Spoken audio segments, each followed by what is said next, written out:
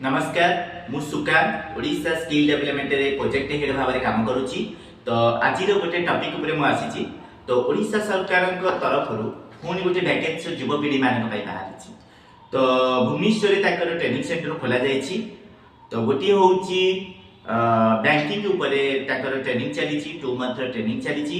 आउ गोटे हूँ नर्सिंग जो माने गर्ल्स मानकर जो मैंने +2 पास करेंगे +3 पास करेंगे से माने आमर नर्सिंग उपर पाठ पढ़ी पारे। आ जो मैंने +2 +3 डिप्लोमा ITI करेंगे से माने बैंकिंग उपर 2 मंथ कोर्स करेंगे।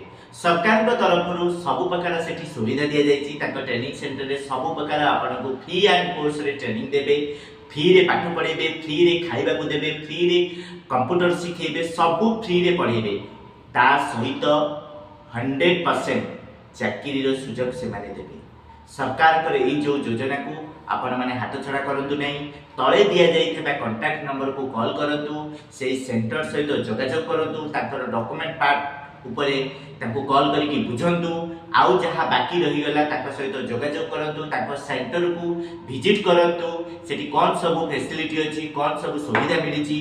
एई जो आज जो बेकारी समस्या हु कि बढ़ी चली सबू युवपीढ़ी मान को मु अनुरोध करुच्ची समते ओडिशा स्किल डेवलपमेंट जाई ट्रेनिंग नियंतु, चाकरी करंतु, भविष्य में बड़ मनीष हुंतु।